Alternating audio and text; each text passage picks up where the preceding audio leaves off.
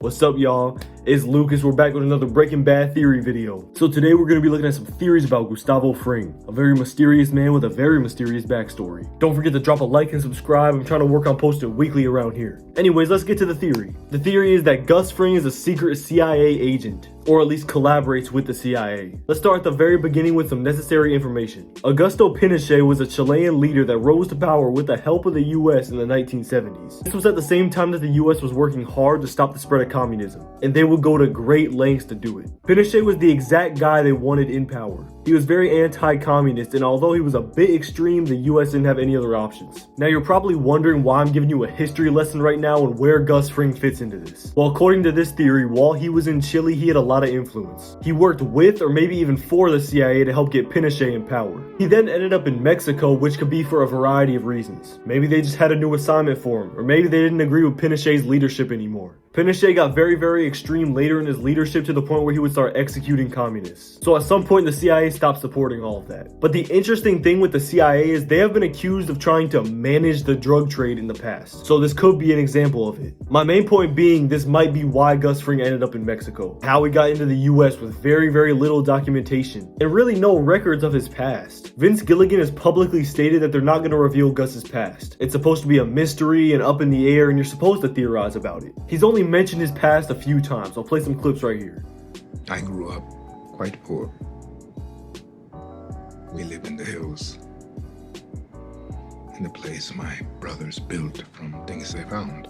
There's also the question on why Don Eladio killed his partner but not him. Don Eladio's reason that he told Gus was that he knows who he is. But why would a cartel kingpin not kill a guy because he knows who he is? Sure, it could be that Gus is just a very smart businessman, but I don't think that's enough for Don Eladio to not kill him. You have to have some crazy power and protection for a drug kingpin to be scared to kill you. And that protection might just be the Central Intelligence Agency. Because let's face it, to a cartel kingpin, no one's off limits. I mean, these same people will get politicians, all those type of people, but not Gus Fring. I feel like this just adds on to the credibility of this theory. The CIA has to be up there in protection that you can get, right? Like, come on. The theory could stop right there, and maybe the CIA doesn't know about Gus's drug trade in America. Or maybe they do. So as XY Anon said on Reddit, it would be in the CIA's best interest to have methamphetamine drug trade going on in the US rather than Colombian cocaine. And coke would have been the breadwinner before Gus showed up. By far. The US relied a lot on Colombia to keep communism out of South America. Pablo Escobar, who was the biggest cocaine mover in Colombia, threatened the stability of the Colombian government. FARC, or FARC, was also a heavy hitter in Colombia. They were a communist group that relied heavily on the production and the selling of cocaine. I mean, that's how they would get their money to fund what they were trying to accomplish. Convincing the Mexican cartel to start selling methamphetamine instead of coke would put a big hole in Pablo Escobar and FARC's pocket. And let's just think about the way Gus does business. Does that seem like a street dealer to you? He is a very suave and professional drug dealer. He is the type of guy you want running your business. That's just my own thoughts, but he really moves like someone who works for the CIA. But again, the CIA's main goal is to stop communism. So it would be in their best interest for the cartel to be at the very top of the food chain instead of Colombia, because all of that money from the Colombian coke goes straight to FARC and it goes straight to Pablo Escobar, the two entities that threaten the spread of communism in South America as a whole. And if you ever paid attention to history class, you know that America will go to any length necessary to stop the spread of communism. We saw it with the Vietnam War, we saw it with the Korean War, and now Breaking Bad's getting involved in this somehow. In this universe, Gus Fring is the key to stopping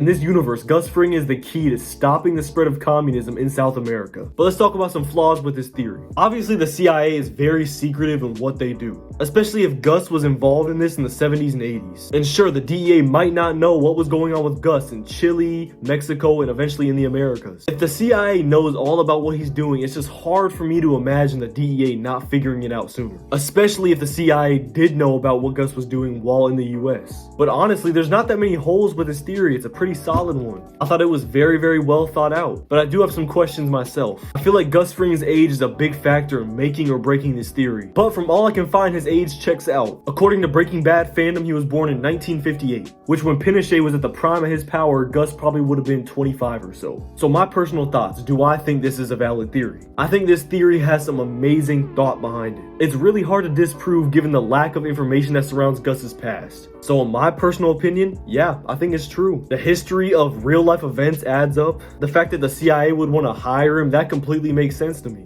The time periods align pretty well. The US in the 70s and 80s would definitely do something like this. The CIA has done a lot of crazy shit. This wouldn't even be the craziest thing they've ever done. This is an absolutely valid theory in my book. But you think we're done yet? No, we're not. We're moving on to the next theory that's like the polar opposite of this one. The theory is that he was part of the Manuel Rodriguez Patriotic Front. This was a division of the Communist Party in Chile that was specifically made to violently overthrow Augusto Pinochet. They were known to smuggle weapons and even narcotics. They were classified as a terrorist organization to the US Department of State. In 1986, they attempted to actually assassinate Pinochet, but they failed, causing a lot of fighting within the group. They eventually disassembled pretty quickly that year. And guess what year Gus arrived in Mexico? 1986, the same year. The timing just works out perfectly. There's a theory, and I'll get more into it in a minute, that Gus Fring is gay. And him being a part of this communist branch would make a lot more sense. You see, Pinochet was a racist and he was a homophobic. So the odds of him letting Gus support him and be a part of his so-called team are pretty low. Obviously, Gus has a darker complexion than most Chileans would. But the Communist Party, they don't judge. They will take everyone. At least this specific branch would. So just because of that fact, him being a part of the FPMR looks a lot more realistic. Although there were other ways he could have supported Pinochet without openly supporting him, you know? Now on to the theory that Gus Fring is gay. More specifically, Max, who is his business partner, is his partner.